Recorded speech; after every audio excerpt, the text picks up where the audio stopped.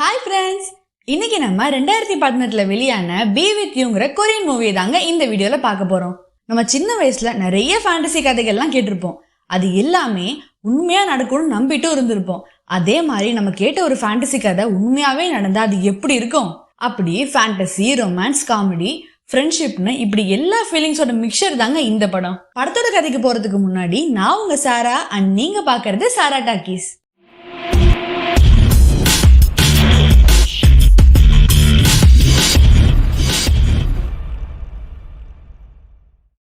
படத்தோட ஸ்டார்டிங் சீன்ல ஒரு அனிமேஷன் ஸ்டோரியை காட்டுறாங்க. பொதுவா இறந்து போனவங்க ஹெவனுக்கு போவாங்கன்னு நம்ம எல்லாரும் கேள்விப்பட்டிருப்போம். ஆனா இந்த படத்துல ஹெவனுக்கும் பூமிக்கும் நடுவுல மேக உலகம்னு ஒண்ணு இருக்குன்னு சொல்றாங்க. இறந்து போனவங்க அவங்களோட சொந்தக்காரங்களும் அவங்களோட வேண்டியவங்களும் அவங்கள மறக்கிற வரைக்கும் இந்த மேக உலகத்துல தான் இருப்பாங்களாம். அப்படி எல்லாரும் மறந்த பிறகு அவங்க ஹெவனுக்கு போயிடுவாங்களாம். அப்படி ஹெவனுக்கும் பூமிக்கும் நடுவுல இருக்கிற அந்த மேக உலகத்துல இப்ப ஒரு அம்மா பெங்குவின் இருக்கு. அது எப்பவுமே அந்த மேகங்கள் வழியா கீழே இருக்கிற ஒரு குட்டி பெங்குவினை பார்த்து அழுதுகிட்டே இருக்கும். குட்டி பெங்குவினை அம்மா பெங்குவினை நினைச்சு அழுதுகிட்டே இருக்கும். நமக்கு அப்புறம் அந்த குட்டி பெங்குவினை யார் பார்த்துப்பாங்க, நம்ம அதுக்கு எதுவுமே சொல்லி கொடுக்கலையேன்னு நினைச்சு வருத்தப்பட்டுட்டு இருக்கும். அந்த டைம்ல மேகங்கள்லாம் கரைஞ்சி மழையா பூமிக்கு வருது. அந்த மழை தான் மேக உலகத்துல இருந்து பூமிக்கு வர மழை ட்ரெயின். அந்த ட்ரெயின் வழியா மேக உலகத்துல இருக்கிறவங்க பூமிக்கு வந்து இருக்கலாம். ஆனா அது எல்லாமே இந்த மழைக்காலம் முடிகிற வரைக்கும் தான். மழைக்காலம் முடிஞ்ச உடனே அதே ட்ரெயின்ல ஏறி அவங்க திரும்பவும் மேல போயிடணும். இப்போ பெங்குவின் தன்னோட குட்டியை பாக்குறதுக்காக மழை ட்ரெயின்ல ஏறி பூமிக்கு வருது. இங்க வந்த உடனே அதுக்கு ரொம்ப சந்தோஷம். தன் குட்டியை நல்லா பாத்துக்குது, எப்படி மீன் பிடிக்கணும், எப்படி வாழணும்னு எல்லாமே சொல்லி கொடுக்குது. இப்படியே போயிட்டு இருக்கிறப்போ மழைக்காலமும் முடிவுக்கு வருது. பெங்குவின் மேல போக வேண்டிய நேரமும் வந்துடுச்சு. தன் குட்டியை விட்டு பிரியவே அதுக்கு மனசு இல்ல. இருந்தாலும் இப்போ நம்ம அம்மா பெங்குவினுக்கு வேற வழியும் இல்ல. அதே ட்ரெயின்ல ஏறி திரும்பவும் மேக உலகத்துக்கே போகுது.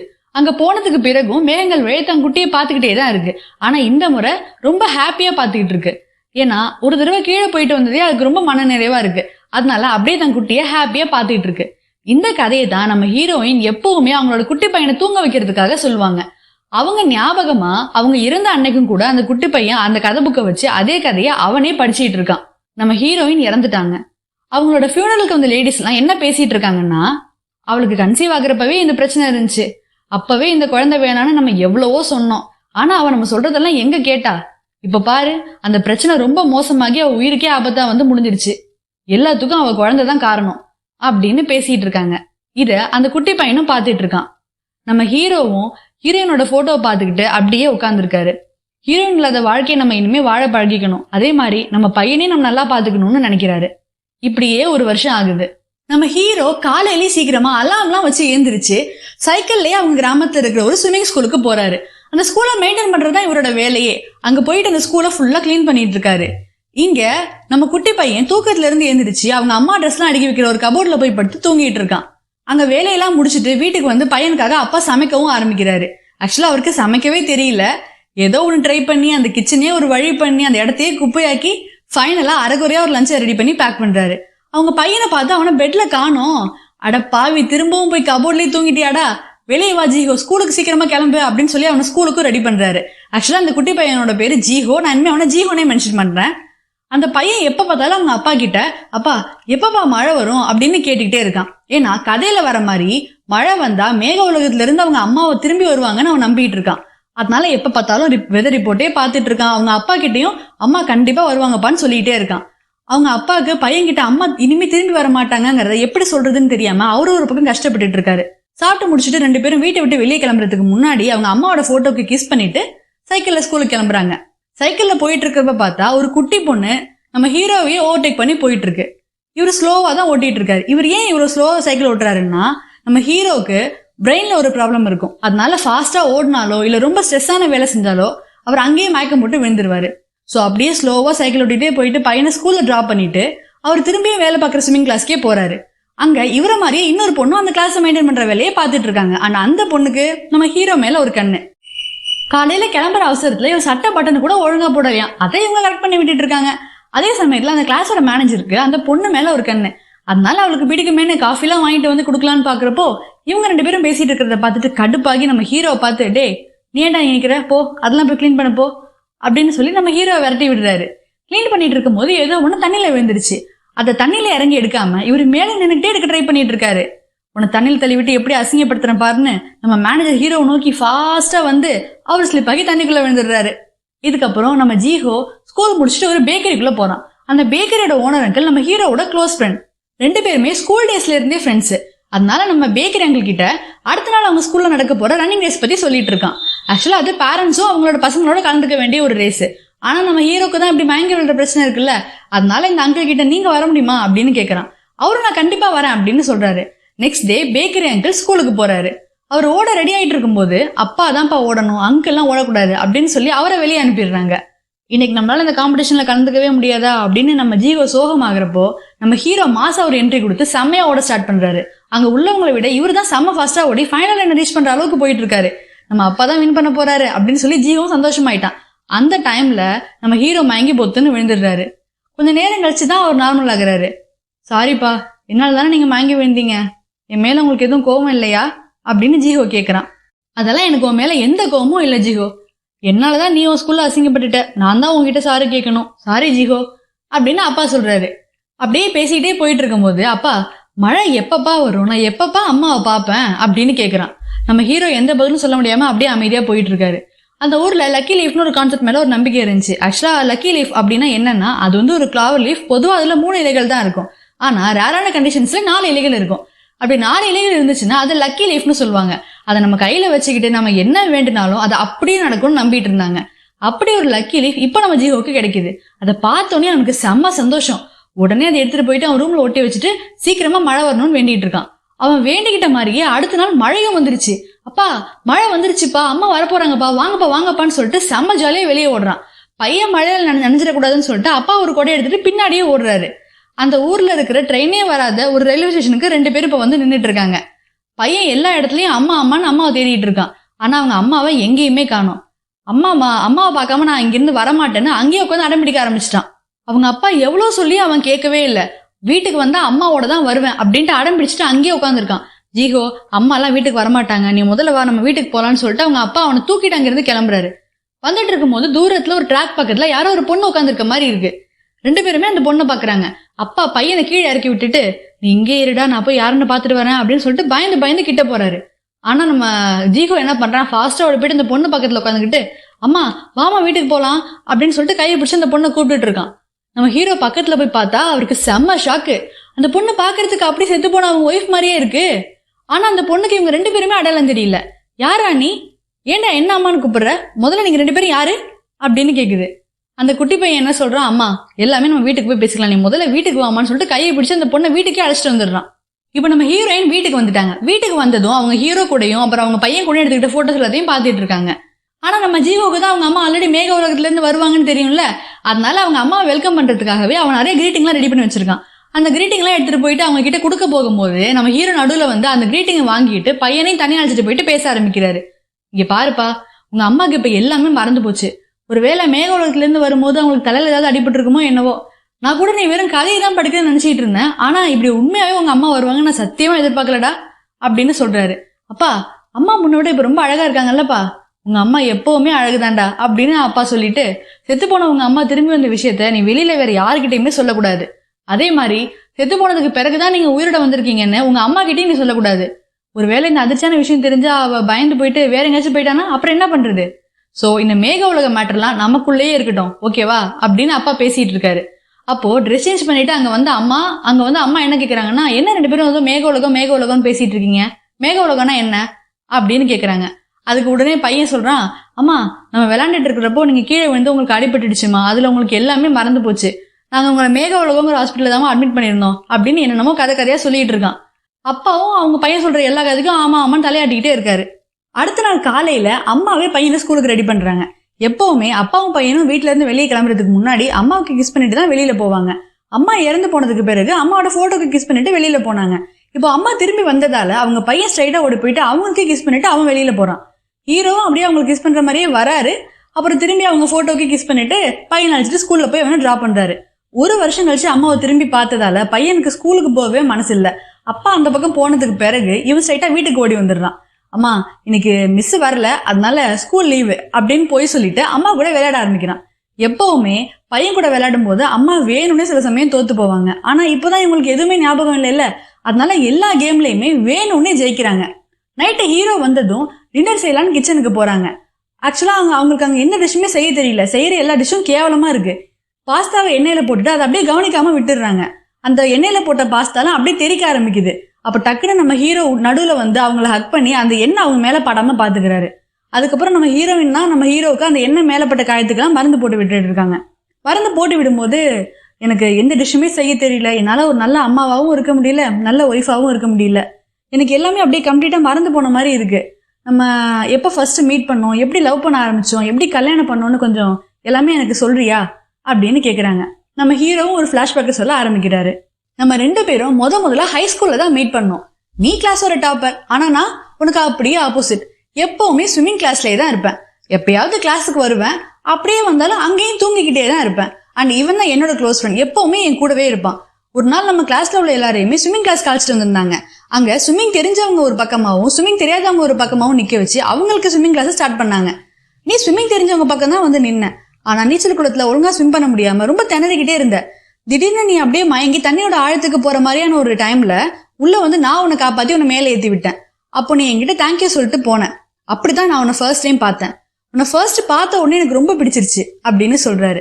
நம்ம சின்ன வயசுல எல்லாம் இந்த ஃபிளேம்ஸ் எல்லாம் போடுவோம்ல, அது மாதிரி நம்ம ஹீரோவும் அவரோட ஃப்ரெண்டும் சேர்ந்து நம்ம ஹீரோக்கும் ஹீரோயினுக்கும் எவ்வளவு % லவ் இருக்குங்கிற மாதிரியான ஒரு கால்குலேஷனை போடுறாங்க. அப்போ ஹீரோயினுக்கு ஹீரோ மேல 98% லவ் இருக்கிறதாவும் ஹீரோக்கு ஹீரோயின் மேல வெறும் 9% லவ் இருக்கிறதாவும் வருது. இதை பார்த்த உடனே அவருக்கு செம்ம சந்தோஷம். டே, அந்த பொண்ணு ஒன்னு 98% லவ் பண்ணுதுடா, கண்டிப்பா அந்த பொண்ணுக்கு ஒண்ணு பிடிக்கும், நாளைக்கே நீ போயிட்டு ஏதாவது ஒன்று அந்த பொண்ணுகிட்ட போய் பேச ஆரம்பி அப்படின்னு சொல்றாரு. பேச ஆரம்பிக்கணுமா? நான் என்னடா பேசுறது அப்படின்னு இவரு கேட்கிறாரு. ஏதாவது பேசுடா, பேனா வேணும், பென்சில் வேணும், ஏதாவது பேசு அப்படின்னு நம்ம ஹீரோட ஃப்ரெண்ட் அவர்கிட்ட சொல்றாரு. அடுத்த நாள் நம்ம ஹீரோவும் ஹீரோயின் கிட்ட போயிட்டு என்கிட்ட பென் இல்லை, ஸோ பென் தர முடியுமா அப்படின்னு கேட்கிறாரு. அதெல்லாம் இல்லை அப்படின்னு சொல்லிட்டு அவங்க மூஞ்சி அடிச்ச மாதிரி சொல்லிடுறாங்க. என்ன இவ இப்படி சொல்லிட்டா, ஒருவேளை நம்ம கிட்ட பேச பிடிக்கலையோ அப்படின்னு யோசிக்கிறாரு. அடுத்த நாள் இவங்களுக்கு எல்லாம் டான்ஸ் கிளாஸ் நடக்குது. அப்போ டான்ஸ் கிளாஸ்ல 2 பேரா பிரிச்சு ஆட வச்சுட்டு இருக்காங்க. நம்ம ஹீரோக்கு இடது கை பழக்கம் இருக்கிறதுனால அவரால் ஒழுங்காவே ஆட முடியல. அதே மாதிரி இந்த பக்கம் நம்ம ஹீரோனாலையும் ஒழுங்கா ஆட முடியல. உடனே இவங்க 2 பேரையும் பேர் பண்ணி ஆட வைக்கிறாங்க. அப்பவும் நம்ம ஹீரோ ஒழுங்கா ஆடல. ஆடிட்டு இருக்கும் போது நம்ம ஹீரோயினோட காலை போய் மிதிச்சிடுறாரு. அவங்க போட்டிருக்க ஷூஸ் எல்லாம் அழுக்காயிடுது. உடனே அதை கீழே குனிஞ்சு கையாலே துடைக்கிறாரு. நம்ம ஹீரோயின் பரவாயில்லன்னு எவ்வளவு சொல்றாங்க, இருந்தாலும் இவர் தொடச்சிட்டு வேகமா எழுந்திருக்கும் போது அவங்க மூக்குல அடிச்சு அவங்க மூக்கு உடைஞ்சு அப்படியே ரத்தமா கொட்டிட்டு இருக்கு. நம்ம ஹீரோயின் ஒரு வாரத்தை கூட பேசல, அப்படியே அந்த இடத்துல இருந்து கிளம்பி வெளியில போயிடுறாங்க. அட பாவி, ஏன்டா இப்படி பண்ண, அவ்வளவுதான், இனிமே அந்த பொண்ணு உங்ககிட்ட பேசவே மாட்டா அப்படின்னு நம்ம ஃப்ரெண்டு சொல்றாரு. அதே மாதிரி நம்ம ஹீரோயின் ஹீரோ கிட்ட அதுக்கப்புறம் பேசவே இல்லை. அப்படியே நாட்கள் போகுது. அவங்க ஸ்கூல் முடிகிற நாளும் வருது. அன்னைக்கு எல்லாருமே அவங்களோட ஃப்ரெண்ட்ஸ் கிட்ட ஸ்லாம் புக் கொடுத்து எழுதி வாங்கிட்டு இருக்காங்க. அப்ப நம்ம ஹீரோயின் அங்க வந்து ஹீரோவோட ஃப்ரெண்ட் கிட்ட ஸ்லாம் புக் கொடுத்து எழுத சொல்றாங்க. ஹீரோவும் அதை பார்த்துட்டே இருக்காரு. அப்படியே நீங்களும் எழுதி கொடுத்துருங்க அப்படின்னு சொல்றாங்க. ரொம்ப நாள் கழிச்சு நம்ம ஹீரோயின் இவங்க கிட்ட பேசுனதை நினைச்சு ரொம்ப சந்தோஷப்படுறாரு. அதே சந்தோஷத்துல ஸ்லாம் புக் எழுதிட்டு அவரோட பெண்ணை மறந்து அந்த புக்லயே வச்சு அவங்க கிட்ட கொடுத்துடுறாரு. அவங்களும் அந்த புக் எடுத்துட்டு அங்கிருந்து கிளம்பி போயிடுறாங்க. அப்புறம் தான் இவருக்கு ஞாபகம் வருது அந்த புக்ல இவரோட பெண் இருக்குன்னு. ஓகே, பெண்ணை போய் திருப்பி கேட்கிற சாக்குல அவங்க கூட கொஞ்ச நேரம் உட்காந்து பேசலாம் அப்படின்னு அவங்களை தேடி தேடி பாக்குறாரு. ஆனா எங்கேயுமே அவங்களை காணும். அதுக்கப்புறம் நம்ம ஹீரோயின் காலேஜ்லாம் ஜாயின் பண்ணி அவங்க ஒரு பக்கம் போயிடுறாங்க. இவரும் காலேஜ் ஸ்விம்மிங் பிராக்டிஸ்னு இவரு ஒரு பக்கம் பிஸி ஆயிடுறாரு. ஆனா அடிக்கடி நம்ம ஹீரோயினுக்கு கால் பண்ணிக்கிட்டே இருக்காரு. நம்ம ஹீரோயின் கால் அட்டன் பண்ணி ஹலோன்னு சொன்னாலும் இவர் அவங்க கிட்ட பேச பயந்துக்கிட்டு எல்லா தடவையுமே பேசாமலேயே போனை வச்சிடுறாரு. இதற்கிடையில இவருக்கு மிலிட்ரியில சேர சொல்லி வர ஆர்டர் வந்துருச்சு. அப்புறம் 2 வருஷம் அப்படியே மிலிட்ரியிலே போயிருது. அங்கிருந்து வந்த உடனே நம்ம ஹீரோயினுக்கு கால் பண்றாரு. ஆனா இந்த தடவை நம்ம ஹீரோட ஃப்ரெண்டு நம்ம ஹீரோயினோட காதுல கேட்கிற மாதிரி நம்ம ஹீரோட பேர் சத்தமா சொல்லிடுறாரு. ஏன்னா அப்பதானே அவங்களுக்கு யார் கால் பண்றாங்கன்னு தெரியும். அதனால இப்படி சொல்லி அவரோட பேரை சொல்லி இவரை மாட்டி விட்டுடுறாரு. அட பாவி, இப்படி மாட்டி விட்டுட்டியடான்ட்டு இப்பதான் நம்ம ஹீரோ பேசவே ஆரம்பிக்கிறாரு. நம்ம ஸ்கூல் படிக்கிறப்போ ஸ்லாம் புக் எழுதணும்ல, அதுல உன்னோட புக்ல என்னோட பெண் இருக்குன்னு நினைக்கிறேன், அந்த பெண் எனக்கு திரும்பியும் வேணும், ஸோ நாளைக்கு அந்த பெண்ணை நீ திருப்பி கொடுக்க முடியுமா அப்படின்னு கேட்கிறாரு. ஓ, பெண் உனக்கு வேணுமா, நாளைக்கு நம்ம ஸ்கூல் பக்கத்துல வந்துரு, நான் உன்னோட பெண்ணை உனக்கு திருப்பி கொடுத்துட்றேன் அப்படின்னு இவங்க சொல்றாங்க. ரொம்ப வருஷம் கழிச்சு நம்ம ஹீரோயினை மீட் பண்ண போறோம். அது மட்டும் இல்லாம இவ்வளவு வருஷமா நம்ம ஞாபகமா அந்த பெண்ணை பத்திரமா வச்சிருக்கான்னு சொல்லிட்டு இவருக்கு செம ஹாப்பி. அந்த ஹாப்பிலேயே அப்படியே அந்த பார்க்லயே டான்ஸ் ஆடிட்டு இருக்காரு. அடுத்த நாள் காலையில நம்ம ஹீரோயின் அந்த பெண்ணை எடுத்துக்கிட்டு அவங்க ஸ்கூல் பக்கத்துல வந்து வெயிட் பண்ணிட்டு இருக்காங்க. அப்ப நம்ம ஹீரோ அங்க ஒரு காமெடியான காஸ்டியூம்ல வந்து நிக்கிறாரு. வந்து நின்ன உடனே என் பெண் எங்க அப்படின்னு கேக்குறாரு. இவங்க அந்த பெண்ணை எடுத்து கொடுத்துடுறாங்க. பெண்ணை வாங்கிட்டு சரி நான் கிளம்புறேன் அப்படின்னு இவரு சொல்றாரு. அவங்க நானும் கிளம்புறேன் அப்படின்னு அவங்க ஒரு பக்கம் கிளம்பி போறாங்க. போறவங்களை கூப்பிட்டு நம்ம 2 பேரும் லஞ்ச் சாப்பிடலாமா அப்படின்னு இப்பதான் இவர் கேட்கிறாரு. கேட்ட உடனே அதுக்கப்புறம் 2 பேரும் ஒரு ரெஸ்டாரண்ட்டுக்கு போறாங்க. அங்க போயிட்டு லஞ்சை முடிக்கிறாங்க. லஞ்சை முடிச்சுட்டு அப்படியே எல்லா கதையும் பேசிட்டு இருக்காங்க. இப்படி கதை பேசி முடிக்கவே நைட் ஆயிடுது. நம்ம ஹீரோயினை பஸ்ல ஏத்தி விட்டுட்டு அதுக்கப்புறமா போலான்னு சொல்லிட்டு அவங்க கூட இவரும் பஸ் ஸ்டாப்ல வெயிட் பண்ணிட்டு இருக்காரு. நம்ம ஹீரோயின் என்னடான்னா எந்த பஸ்லயுமே ஏறாம எல்லா பஸ்ஸையுமே போக சொல்லிக்கிட்டே இருக்காங்க. அப்புறம் அப்படியே ஃபைனலா ஒரு லாஸ்ட் பஸ் ஒண்ணு வருது. அந்த பஸ்ல ஏறாம அதையும் போக சொல்றாங்க. இங்க பாருமா, இதாமா லாஸ்ட் பஸ், இதுக்கு மேல பஸ்ஸே இல்லமான்னு நம்ம பஸ்ஸோட டிரைவர் சொல்றாரு. ஓ அப்படியா அப்படின்னு சொல்லிட்டு அந்த பஸ்ல ஏறிட்டு நான் என்னோட ஹையர் ஸ்டடீஸ்க்காக அப்ராட் போலான்னு இருக்கேன், அதை முடிச்சுட்டு வரதுக்கு 3 வருஷம் ஆகும் அப்படின்னு சொல்லிட்டு அந்த பஸ்ல ஏறி போறாங்க. பஸ்ஸும் கிளம்பிடுச்சு. என்னது 3 வருஷம் ஆகுமா? அப்போ 3 வருஷம் கழிச்சுதான் என்னால உன்னை பார்க்க முடியுமா அப்படின்னு சொல்லிட்டு நம்ம ஹீரோ அந்த பஸ்ஸை ஃபாலோ பண்ணிட்டு ஃபாஸ்டா ஓட்டுறாரு. ஒரு வழியா அந்த ஓடுற பஸ்லயும் ஏறி ஹீரோயினை பாத்துடுறாரு. பார்த்துட்டு நான் உனக்கு அப்பப்போ கால் பண்றேன், லெட்டர்லாம் போடுறேன், நீ எனக்கு அப்பப்போ கால் பண்ண, லெட்டர்லாம் போடு அப்படின்னு சொல்றாரு. நம்ம ஹீரோயின் இவர் பார்த்து சிரிக்கிறாங்க. அப்போ அந்த பஸ் டிரைவர் அங்க வந்து, டேய் யாரா நீ, என்ன ஓடுற பஸ்லாம் ஏறுற, நீ என்ன பெரிய ஹீரோவா அப்படின்னு சொல்லிட்டு நம்ம ஹீரோவோட சட்டையை பிடிச்சி அப்படியே அவர் பஸ்ஸை விட்டு வெளியே தூக்கி எறிகிறாரு. இந்த பிளாஷ்பேக்கை கேட்ட உடனே பிரசன்ட்ல நம்ம ஹீரோயின் விழுந்து விழுந்து சிரிச்சிட்டு இருக்காங்க. அப்படியே நம்ம ஹீரோவும் அவங்க சிரிக்கிறது அப்படியே அழகா அவர் ரசிச்சிட்டு இருக்காரு. அடுத்த நாள் காலையில ஸ்விம்மிங் கிளாஸ்ல நம்ம ஹீரோ ஒரு டேபிள தொடச்சிட்டு இருக்காரு. அப்போ டிவில ஒரு நியூஸ் வருது. இப்போ இருக்கிற வெதர் கண்டிஷனுக்கு இன்னும் எக்ஸ்ட்ரா 1 மாசம் வரைக்கும் மழைக்காலம் இருக்குங்கிற மாதிரி அதுல நியூஸ் வருது. இதை கேட்டுதான் அவருக்கு ரொம்ப சந்தோஷம். ஏன்னா மழைக்காலம் இருக்கிற வரைக்கும் தானே இவங்க ஹீரோயினால இங்க இருக்க முடியும், அதுக்கப்புறம் அவங்க திரும்பியும் போகணும்ல, அதனால அவங்க எக்ஸ்ட்ராவா 1 மாசம் இருக்க போறாங்கன்னு சொல்லிட்டு ரொம்ப சந்தோஷப்பட்டுட்டு இருக்காரு. இங்க நம்ம ஜிஹோட கிளாஸ்ல இருக்கிற பசங்க எல்லாம் பேசிட்டு இருக்காங்க. அதுல ஒருத்தன் சொல்றான், எங்க வீட்டுல ஒரு எக்ஸ்பென்சிவான கார் இருக்குடா, எப்போல்லாம் எங்க அப்பா அந்த காரை வாஷ் பண்றாரோ அப்பெல்லாம் மழை பெய்யும்டா அப்படின்னு சொல்றான். அப்படியாடா அப்படின்னு எல்லாரும் கேட்டுட்டு இருக்காங்க. இந்த மேட்ரை நம்ம ஜிஹோவும் கேட்டுட்டு இருக்கான். நம்ம ஹீரோயினோட வீட்டுக்கு பின்னாடி ஒரு குட்டி ஷெட் இருக்கு. அந்த ஷெட்டோட டோரை திறந்துட்டு உள்ள போனா அங்க நிறைய பெயிண்டிங்ஸ் எல்லாம் இருக்கு. அதெல்லாம் எடுத்து வச்சு ஒன்னொன்னா பாத்துட்டு இருக்காங்க. அதே சமயத்துல இங்க இவங்க உயிரோட வந்திருக்க விஷயம் தெரியாம நம்ம பேக்கரி எங்கள் ஹீரோவை பேக்கரிக்கு கூப்பிடுறாரு. அங்க ஒரு பொண்ணை காமிச்சு, இந்த பொண்ணு ரொம்ப நல்ல பொண்ணுடா, நம்ம பேக்கரிக்கு அடிக்கடி வருவாங்க, நீ வேணா இந்த பொண்ணை டேட் பண்ணி பாரு அப்படின்னு சொல்றாரு. எனது டேட் பண்ணணுமா, என்னால முடியாதுப்பா அப்படின்ட்டு நம்ம ஹீரோ அங்கிருந்து கிளம்புறாரு. அப்ப நம்ம பேக்கரி எங்களை ஒரு போக விடாம அவரோட கையை பிடிச்சிக்கிட்டு, என்ன நீ வழக்கத்தை விட ரொம்ப சந்தோஷமா இருக்க, என்ன யாரையாவது லவ் பண்றியா அப்படின்னு கேக்குறாரு. அதெல்லாம் ஒண்ணும் இல்ல, இனிமே என்ன யாரையும் டேட் பண்ணலாம் சொல்லாத அப்படின்ட்டு இவர் அங்கிருந்து கிளம்ப பாக்குறாரு. அப்பையும் போக விடாம இவர் பிடிச்சி வச்சுக்கிறாரு. என்னடா ஓவரா பண்ற, நீ பண்றதெல்லாம் பார்த்தா என்னவும் செத்து போன ஒய்ஃபே உயிரோட வந்திருக்க மாதிரில இருக்கு அப்படின்னு கேட்கிறாரு. இதை கேட்ட உடனே நம்ம ஹீரோ எந்த பதிலும் சொல்லாம அங்கிருந்து அப்படியே எஸ்கேப் ஆகி ஓடுறாரு. நம்ம பேக்கரி எங்களை உள்ள வந்து அந்த பொண்ணுகிட்ட பேச ஆரம்பிக்கிறாரு. சாரிங்க, அவன் இன்னும் ஒய்ஃபை மறக்கலன்னு நினைக்கிறேன், இது தெரியாம நான் உங்களை வேற வெயிட் பண்ண சொல்லி உங்களை கஷ்டப்படுத்திட்டேன், என்ன மன்னிச்சிருங்க அப்படின்னு சொல்றாரு.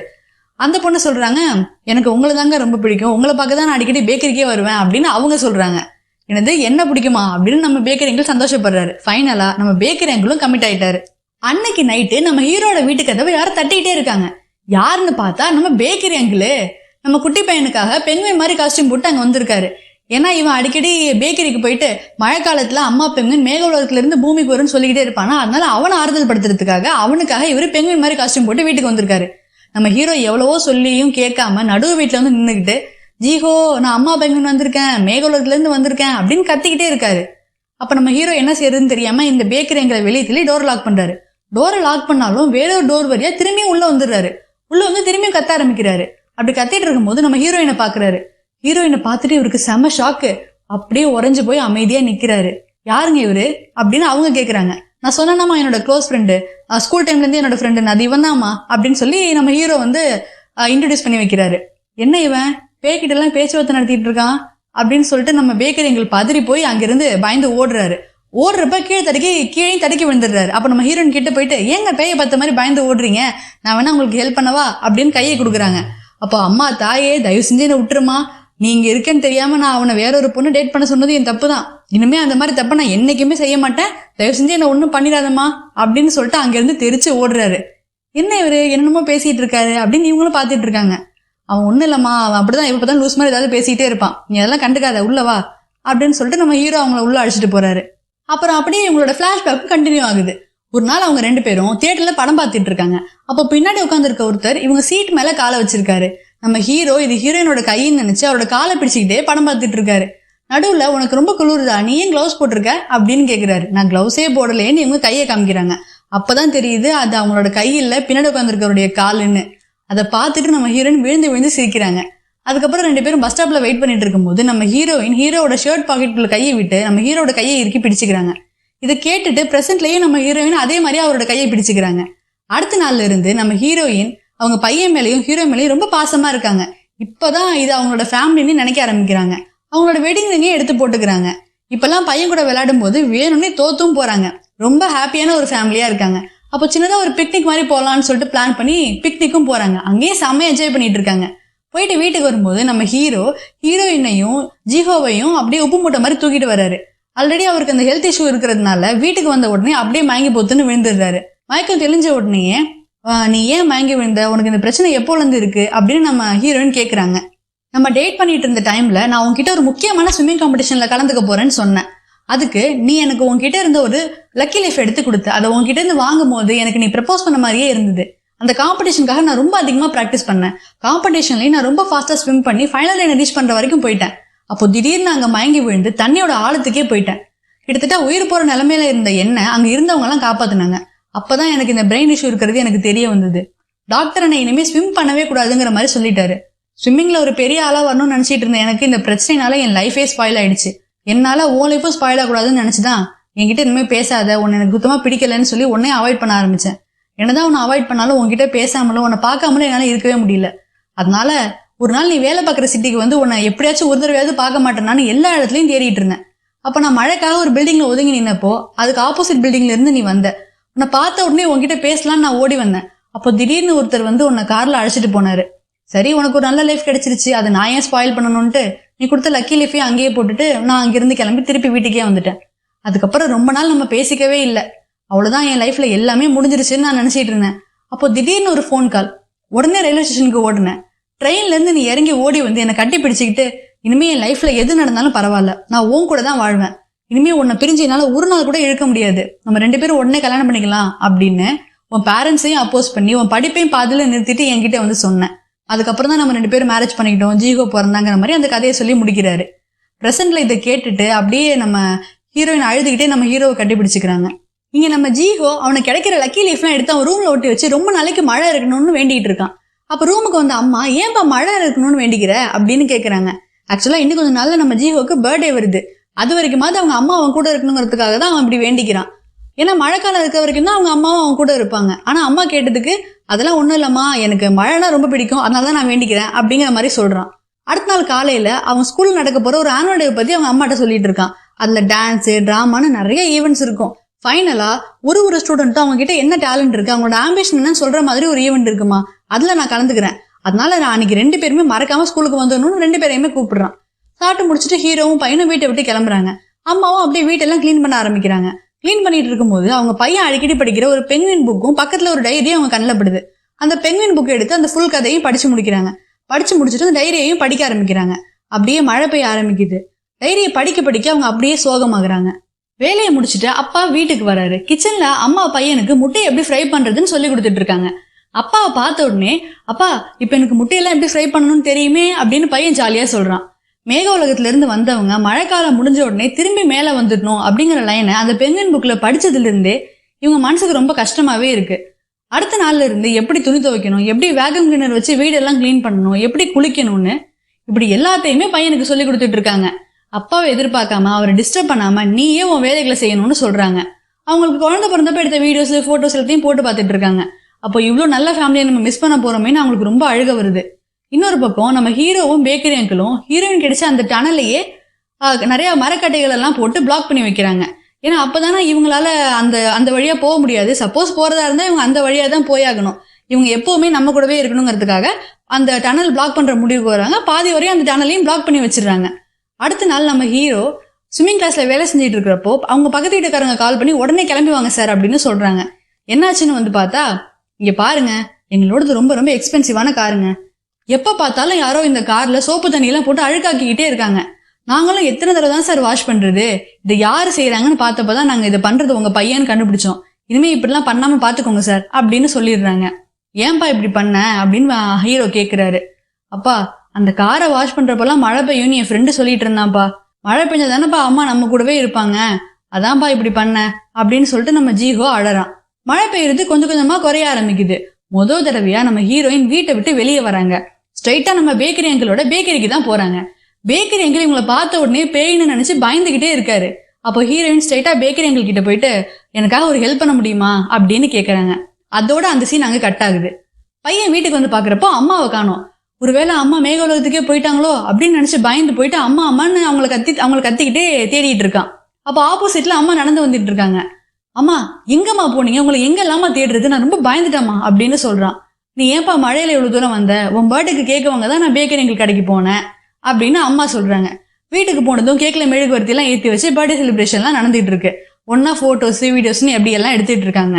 செலிப்ரேஷன்லாம் முடிஞ்சதுக்கு பிறகு அன்னைக்கு நைட்டு நம்ம ஹீரோ கிட்ட வந்து, நான் கிளம்ப வேண்டிய நேரம் வந்துருச்சு, நான் இல்லைனாலும் நம்ம பையனை நீ நல்லா பாத்துக்கோ அப்படின்னு சொல்றாங்க. இதை கேட்ட உடனே நம்ம ஹீரோக்கு என்ன பதில் சொல்றதுனே தெரியல. ஆனா இவரோட மைண்ட்ல இப்போதைக்கு அந்த டனலை கம்ப்ளீட்டா பிளாக் பண்ணணுங்கிற விஷயம் மட்டும்தான் ஓடிட்டு இருக்கு. உடனே நிறைய கட்டைகள் எல்லாம் எடுத்துட்டு அந்த டனலை பிளாக் பண்றதுக்காக அங்க போறாரு. அங்க போயிட்டு பார்த்தா அன்னைக்கு பேஞ்ச மழையில இவர் ஆல்ரெடி முக்கால்வாசி பிளாக் பண்ணி வச்சிருந்த அந்த வேலி மாதிரியான செட்டப் அப்படியே உடஞ்சு கீழே விழுந்து கிடக்கு. அதை பார்த்த உடனே இவருக்கு இதுக்கு மேல என்ன செய்யறதுனே தெரியல. அப்படியே கிளம்பி வீட்டுக்கு வந்துடுறாரு. அடுத்த நாள் நம்ம ஜியோட ஸ்கூல்ல ஆனுவல் டே நடக்குது. அந்த ஈவெண்ட் நடக்கிற டைம்ல மட்டும் நம்ம ஹீரோயினை ஸ்கூலுக்கு அழைச்சிட்டு போறேன்னு சொல்லிட்டு அவரு காலையிலே கிளம்பி வேலைக்கு போயிடுறாரு. வேலையெல்லாம் முடிச்சுட்டு ஈவெண்ட்டுக்காக கிளம்பும் போது நம்ம ஹீரோட மேனேஜர் தண்ணிக்குள்ள மயங்கி விழுந்து கிடக்குறாரு. அவரை பார்த்துட்டு அவரை காப்பாத்துறதுக்காக ரொம்ப வருஷம் கழிச்சு நம்ம ஹீரோ தண்ணிக்குள்ள இறங்குறாரு. தண்ணிக்குள்ள இறங்கி அவரை காப்பாத்திட்டு இவர் அங்கேயே மயக்கம் போட்டு விழுந்துடுறாரு. அப்புறம் நம்ம மேனேஜர் ஆம்புலன்ஸ்க்கு கால் பண்ணி ஹீரோவை ஆம்புலன்ஸ்ல ஏற்றி ஹாஸ்பிட்டலுக்கு அழைச்சிட்டு போயிட்டு இருக்காங்க. ஹீரோவை இன்னும் காணுமேன்னு சொல்லிட்டு நம்ம ஹீரோயினை கிளம்பி ஸ்கூலுக்கு போயிடுறாங்க. ஆனுவல் டேல எல்லா குழந்தைகளும் நல்லா பெர்ஃபார்ம் பண்ணிட்டு இருக்காங்க. அப்போ நம்ம ஜிஹோ மட்டும் அவங்களோட பேரண்ட்ஸை தேடிக்கிட்டே இருக்கான். ஒருத்தரா முன்னாடி வந்து அவங்களோட ஆம்பிஷன் என்ன, அவங்களோட டேலண்ட் என்னன்னு சொல்லிட்டு இருக்காங்க. நம்ம ஜிஹோவோட டேர்ன் வரப்போ அவன் எதுவுமே சொல்லாம அப்படியே நின்றுட்டு இருக்கான். அப்புறம் கூட்டத்துல அவங்க அம்மாவை பார்த்ததுக்கு அப்புறம் அவன் முன்னாடி வந்து பேச ஆரம்பிக்கிறான். எனக்கு நல்லா முட்டையை ஃப்ரை பண்ண தெரியும், துணி துவைக்க தெரியும், குளிக்க தெரியும், வேக்யூம் கிளீனரை யூஸ் பண்ணி வீடெல்லாம் கிளீன் பண்ண தெரியும், என்னோட அப்பாவை டிஸ்டர்ப் பண்ணாம என் வேலைகளை எனக்கே பாத்துக்க தெரியும், எங்க அம்மாவுக்கு நான் ப்ராமிஸ் பண்ண மாதிரி எங்க அப்பாவை நான் நல்லா பாத்துக்குவேன்னு சொல்றான். அவங்க அம்மா இறந்துட்டாங்கன்னு அங்க இருக்கிற எல்லாருக்குமே தெரியும். அந்த பையன் பேசின விஷயத்தை கேட்டு எல்லாருமே கைத்தட்டுறாங்க. அவங்க அம்மா அப்படியே ரொம்ப எமோஷனல் ஆகி அங்கேயே அழக ஆரம்பிச்சிட்டாங்க. அந்த ஈவெண்ட்டை முடிஞ்சதுமே ஹீரோயின் அங்கிருந்து கிளம்பி வெளியே வராங்க. மழை மேகம்லாம் மறைஞ்சு அங்க நல்லா வெயில் அடிக்குது. நம்ம கிளம்ப வேண்டிய நேரம் வந்துருச்சுன்னு ஹீரோயின் அந்த ட்ராக்கை நோக்கி போக ஆரம்பிக்கிறாங்க. வெயில் அடிக்கிறத பார்த்துட்டு நம்ம ஜிஹோவும் நம்ம அம்மா கிளம்ப போறாங்கன்னு அவனும் அந்த ட்ராக்கை நோக்கி ஓடி வர ஆரம்பிக்கிறான். ஆம்புலன்ஸ்ல போயிட்டு இருக்கிற நம்ம ஹீரோவுக்கும் மயக்கம் தெரியுது. வெளியே வெயில பார்த்ததும் அவர் ஹீரோயின் போக போறாங்கன்னு தெரிஞ்சுக்கிட்டு அவரும் ட்ராக்கை நோக்கி ஃபாஸ்டா ஓடி வந்துட்டு இருக்காரு. வரும்போது அவர் திரும்பி மயங்கி விழுந்துடுறாரு. ஏன்னா இவருக்கு தான் ஓடி வந்தாவே மயங்கி விழுற ப்ராப்ளம் இருக்குல்ல, அதனால அவர் மயங்கி விழுந்துடுறாரு. ஆனா இந்த தடவை ஹீரோயினை தடுத்தே ஆகணும்னு மயக்கத்தை கூட பொருட்படுத்தாம ஓட ஆரம்பிக்கிறாரு. இங்க நம்ம ஹீரோயின் ட்ராக்ல நடந்து போயிட்டு இருக்காங்க. அப்ப நம்ம குட்டி பையன் ஓடி வந்து அவங்க அம்மாவை கட்டி பிடிச்சிக்கிட்டு, அம்மா ப்ளீஸ்மா போகாதீங்கம்மா, எங்க கூடவே இருங்கம்மா அப்படின்னு சொல்லி அவங்க அம்மாவை கட்டி பிடிச்சிக்கிட்டு அழுதுட்டு இருக்கான். இல்ல ஜிஹோ, நான் போய் தான் ஆகணும், நீ எனக்கு ப்ராமிஸ் பண்ண மாதிரி நீயும் நல்ல பையனா இருக்கணும், உங்க அப்பாவும் நல்லா பாத்துக்கணும், சரியா அப்படின்னு அம்மா கேக்குறாங்க. அம்மா, உங்க ஃபியூனரலுக்கு வந்தவங்க எல்லாம் நான் பிறந்ததுனாலதான் உங்க ஹெல்த் ரொம்ப மோசமாகி நீங்க இறந்துட்டீங்கன்னு சொன்னாங்கம்மா. ஒருவேளை நான் பிறக்காமலே இருந்திருந்தா நீங்க உயிரோட இருந்திருப்பீங்க இல்லம்மா அப்படின்னு அவங்க அம்மாவை பத்தி கேக்குறான். அப்படிலாம் இல்லப்பா, நீ இல்லாம நான் 100 வருஷம் வாழ்ந்திருந்தாலும் நான் இவ்வளவு சந்தோஷமா இருந்திருப்பேனான்னு எனக்கு தெரியல. நான் உன் கூட இருந்த இந்த கொஞ்ச நாட்கள் தான் என் லைஃப்லயே நான் மறக்க முடியாத நாட்கள்ப்பா. என் வாழ்க்கையை அழகாக்குனதுக்கு நான் தான்ப்பா உனக்கு நன்றி சொல்லணும், ரொம்ப நன்றி ஜிஹோ அப்படின்னு அவங்க அம்மா சொல்றாங்க. அப்போ அப்பாவும் அங்க வந்துடுறாரு. குட்டி பையன் அவங்க அம்மாவுக்காக ஒரு லக்கி லீஃப் எடுத்துட்டு வந்து அவங்க அம்மா கிட்ட கொடுக்குறான். அப்பாவை பார்த்து நான் கிளம்புறேங்கிற மாதிரி தலையாச்சிட்டு அம்மா அப்படியே அங்கேருந்து மறைஞ்சு போறாங்க. இப்படியே கொஞ்சம் நாட்கள் போகுது. இப்பெல்லாம் நம்ம ஜிஹோ அவனே குளிக்கிறான், அவனே முட்டையெல்லாம் ஃப்ரை பண்ணி பிரேக்ஃபாஸ்ட் ரெடி பண்றான். அவங்க அப்பாவை டிஸ்டர்ப் பண்ணாம அவனோட வேலைகள் எல்லாமே அவனே பார்த்துட்டு இருக்கான். நம்ம ஹீரோவும் அவருக்கு இருந்த அந்த பிரெயின் இஷ்யூவை எப்படி ஹேண்டில் பண்றதுங்கிறத நல்லா தெரிஞ்சுக்கிட்டாரு. இப்பெல்லாம் குட்டி பையனை ஸ்கூல்ல டிராப் பண்றப்போ அந்த பொண்ணை ஓவர்டேக் பண்ணி இவரு சைக்கிள் ஓட்ட ஆரம்பிச்சிட்டாரு. அதே ஸ்விம்மிங் கிளாஸ்ல ஒரு ஸ்விம்மிங் கோச்சை ஜாயின் பண்ணிட்டாரு. தண்ணியில இறங்கி இப்போ எல்லாருக்குமே வந்து ஸ்விம்மிங் சொல்லி தர ஆரம்பிச்சிட்டாரு. அப்போ ஒரு நாள் அவரோட மெடிசன் வைக்கிற இடத்துல ஒரு சின்ன கவர் இருக்கு. அந்த கவர்ல வீட்டுக்கு பின்னாடி இருக்கிற ஷெட்டோட கீயும், அங்க ஷெட்ல ஷெல்ஃப்ல இருக்கிற ஒரு டைரியை படிங்கன்னா அம்மா எழுதி வச்ச ஒரு நோட்டும் இருக்கு. அப்பா ஷெட்டுக்கு போயிட்டு டைரி எடுத்து படிக்க ஆரம்பிக்கிறாரு. இதே டைரியை தான் நம்ம ஹீரோயினும் ஆல்ரெடி படிச்சிருப்பாங்க. அப்புறம் தான் அவங்க ஃபேமிலியோட நல்லா மிங்கிள் ஆக ஆரம்பிச்சிருப்பாங்க. பையனுக்கு எல்லா வேலைகளையும் சொல்லி கொடுத்துருப்பாங்க. மழைக்காலம் முடிஞ்ச உடனே அவங்க திரும்பி போகணுங்கிற எல்லாமே அவங்களுக்கு தெரிய வந்திருக்கும். இப்போ அதே டைரியை நம்ம ஹீரோவும் படிக்க ஆரம்பிக்கிறாரு. ஆல்ரெடி ஹீரோ எப்படி முறையா ஹீரோயினை பார்த்தாரு, எப்படி லவ் பண்ண ஆரம்பிச்சாருங்கிறத அவரோட பாயிண்ட் ஆஃப் வியூல இருந்து நமக்கு சொல்லியிருப்பாரு. இப்போ இந்த டைரியில ஹீரோயின் எப்படி ஹீரோ முதல் முறையா பார்த்தாங்க, எப்படி லவ் பண்ண ஆரம்பிச்சாங்கிறத அவங்களோட பாயிண்ட் ஆஃப் வியூல இருந்து அவங்க எழுதியிருக்காங்க. அன்னைக்கு மார்ச் 2, 1990. நம்ம ஸ்கூல் போற வழியில இருக்கிற ஒரு சின்ன சந்துல ஒருத்தர் மட்டுமே கொடையை விரிச்சிட்டு போக வேண்டிய அந்த ஒரு சூழ்நிலையில நீ மழையில நனைஞ்சாலும் பரவாயில்லன்னு எனக்காக வழி விட்டு நின்ன. அப்பதான் நான் உன்னை ஃபர்ஸ்ட் டைம் பார்த்தேன். உன்னை பார்த்ததுமே எனக்கு உன்னை ரொம்ப பிடிச்சிருச்சு. அப்புறம் ஸ்கூல்லையும் நீ என் கிளாஸ்ல ஜாயின் பண்ணி என் பக்கத்துல இருக்கிற சாருக்கே வந்த. அது எனக்கு ரொம்ப பெரிய சர்ப்ரைஸா இருந்துச்சு. உன்னை மீட் பண்றதுக்காக தான் எனக்கு ஸ்விம்மிங்கே தெரியாட்டியும் ஸ்விம்மிங் தெரிஞ்சவங்க இருக்கிற பேட்ச்ல வந்து நின்னேன். உன் கூட டான்ஸ் ஆடுறதுக்காகவே இடதுகை பழக்கமே இல்லாட்டியும் பொய் சொல்லிட்டு உன் கூட டான்ஸ் ஆட வந்தேன். ஸ்லாம் புக்ல நீ உன்னோட பெண்ணை மறந்து வச்சு கொடுக்குறப்போ அதை ஓ ஞாபகமாவே நான் வச்சிருந்தேன். எவ்வளோ தடவை நான் உனக்கு கால் பண்ணணும்னு நினைச்சிருக்கேன், ஆனா பண்ணவே இல்லை. உன்கிட்ட இருந்தாவது கால் வரும்னு வெயிட் பண்ண ஆரம்பிச்சேன். ஒவ்வொரு தடவையும் நீ கால் பண்ணிட்டு பேசாமையே காலை கட் பண்ணும்போது எனக்கு அவ்வளோ கஷ்டமா இருந்துச்சு. ஃபைனலா ஒரு நாள் நீ எனக்கு கால் பண்ணி உன்னோட பெண்ணை திரும்பி கேட்டப்போ ரொம்ப நாள் கழிச்சு நான் உன்னோட வாய்ஸை கேட்டேன்னு அவ்வளோ சந்தோஷப்பட்டேன். அதுக்கப்புறம் தான் நம்ம டேட் பண்ண ஆரம்பிச்சோம். நம்ம டேட் பண்ண ஆரம்பிச்ச கொஞ்ச நாள்லயே எனக்கு ஒன்று சுத்தமா பிடிக்கல, நம்ம பிரேக்கப் பண்ணிக்கலாம்னு நீ சொன்னப்போ அது எனக்கு எவ்வளோ கஷ்டமா இருந்துச்சு தெரியுமா? உன்னை டிஸ்டர்ப் பண்ணக்கூடாதுங்கிறதுக்காக தான் நான் சிட்டிக்கு போய் ஒரு வேலையில ஜாயின் பண்ணேன். அன்னைக்கு நீ என்னை பாக்குறதுக்காக சிட்டிக்கு வந்திருந்தப்போ நான் மழையில நினையக்கூடாதுங்கிறதுக்காக என்னோட வேலை பார்க்குற ஒருத்தர் அவரோட கார்ல என்னை ஏறிக்க சொன்னாரு. நான் கார்ல போயிட்டு இருக்கும்போது உன்னை பார்த்துட்டு உடனே காரை விட்டு இறங்கி கீழே வந்தேன். கீழே வந்து உன் பேரை கூப்பிட்டுக்கிட்டே ஓடி வந்துட்டு இருந்தேன். அப்போ நான் கொடுத்த லக்கி லீஃப் கீழே இருக்கிறத பார்த்துட்டு அதையும் எடுத்துக்கிட்டு நான் ஓடி வரும்போது ஒரு வண்டியில மோதி எனக்கு ஒரு ஆக்சிடென்ட் ஆச்சு. நான் உயிருக்கு போராடிட்டு இருந்த அந்த சமயத்துல கூட எனக்கு உன் கூட வாழணுங்கிறத தவிர வேற எந்த விஷயமும் தோணல. என் கையில இருந்த லக்கி லீஃபை பார்த்து நான் அந்த ஒரு விஷயம் மட்டும் தான் கேட்டேன். அதுக்கப்புறம் நான் கண்முழிச்சு பார்த்தப்பதான் நான் இந்த டனல் கடையில இருந்தேன். உடனே நம்ம பையனையும் பார்த்தேன். நான் இங்கிருந்து போன பிறகுதான் எனக்கு தெரிஞ்சது நான் 8 வாரமா கோமால இருந்திருக்கேன்னு. கண்முழிச்சு பார்த்தப்போ எனக்கு எல்லாமே கனவு மாதிரி தான் இருந்துச்சு. ஆனா அதுக்கு அப்புறமா தான் நான் இந்த விபத்து மூலமா டைம் டிராவல் பண்ணி 8 வருஷத்துக்கு அப்புறம் இருக்கிற வாழ்க்கையை வாழ்ந்து பார்த்துட்டு வந்திருக்கேன்னு புரிஞ்சுக்கிட்டேன். ஃபியூச்சர்ல நம்ம லைஃப் இப்படி இருக்கும், நமக்கு இப்படி ஒரு பையன் பிறப்பான், நான் 32 வயசுல இறந்துருவேன் அப்படின்னு எல்லா விஷயமும் தெரிஞ்சுதான் நான் என் பேரண்ட்ஸையும் அப்போஸ் பண்ணி என் படிப்பையும் பாதியில நிறுத்திட்டு உன்னை மேரேஜ் பண்ணிக்கணுங்கிற முடிவுக்கு வந்தேன்னா அதுல எழுதியிருக்காங்க. நம்ம ஒய்ஃப் மேக உலகத்துல இருந்துலாம் வரல, ஆல்ரெடி இருக்கிற ஒரு பாஸ்ட்ல இருந்து தான் வந்திருக்காங்கன்னு நம்ம ஹீரோவும் தெரிஞ்சுக்கிறாரு. நம்ம ஹீரோ நினைச்சிருந்தா ஃபியூச்சர்ல இறந்துருவோம்னு தெரிஞ்சு வேற ஒரு லைஃப் அவங்க சூஸ் பண்ணிருக்கலாம். ஆனா அப்படி சூஸ் பண்ணாம இதே லைஃப் சூஸ் பண்ணது மூலமா அவங்க இவரையும் இவங்க பையனையும் எவ்வளவு லவ் பண்ணிருக்காங்கிறத நமக்கு புரிய வச்சிருக்காங்க. அப்படியே கொஞ்சம் வருஷங்கள் போகுது. இப்ப நம்ம குட்டி பையன் ஜீஹோ நல்லா வளர்ந்துட்டான். இன்னைக்கு அவனுக்கு 18th பர்த்டே. நம்ம பேக்கரி அங்கிள் வழக்கம் போல ஒரு கேக்கோட ஒரு கிரீட்டிங் கார்டையும் எடுத்துட்டு அவனை பாக்குறதுக்காக வீட்டுக்கு வராரு. நம்ம சாக போறோம்னு தெரிஞ்சு தான் பையனோட ஒவ்வொரு பர்த்டேக்கும் தனித்தனியான பர்த்டே கார்டை ரெடி பண்ணி அதை நம்ம ஹீரோயின் பேக்கரி அங்கிள் கிட்ட கொடுத்து வச்சிருக்காங்க. என் பையனோட ஒவ்வொரு பர்த்டேக்கும் ஏன் சார்பா இந்த பர்த்டே கார்டெலாம் ப்ளீஸ் எனக்காக நீங்க கொடுக்க முடியுமாங்கிற ஹெல்ப்பை தான் அவங்க ஆல்ரெடி அந்த சீன்ல கேட்டிருப்பாங்க. அதன்படி அன்னையில இருந்து இன்னைய வரைக்கும் நம்ம பேக்கரி அங்கிள் கேக்கோட சேர்த்து அவங்க அம்மா பண்ண ஒரு கிரீட்டிங் கார்டை நம்ம ஜீஹோக்கு எடுத்துட்டு வந்து கொடுக்குறாரு. அதை நம்ம ஜீஹோவும் வாங்கி பார்த்துட்டு அவங்க அம்மா ஞாபகமா அதை அப்படியே ஷெல்ஃப்ல அழகா அரேஞ்ச் பண்ணி வச்சிருக்கான். சிட்டிக்கு போயிட்டு கொஞ்சம் ஷாப்பிங்லாம் பண்ண வேண்டியது இருக்கு அங்கிள், வாங்க போகலான்னு சொல்லிட்டு நம்ம பேக்கரி அங்கிள் கூட கார்ல கிளம்பி நம்ம ஜீஹோ கிளம்பி போறான். இங்க நம்ம அப்பா அம்மாவோட டைரியை ஒரு பாக்ஸ்ல வச்சு அதை கேக் பாக்ஸ் பக்கத்துல வைக்கிறாரு. இதோட இந்த படம் முடியுது. எப்படி படம் செம்மையா இருந்துச்சா?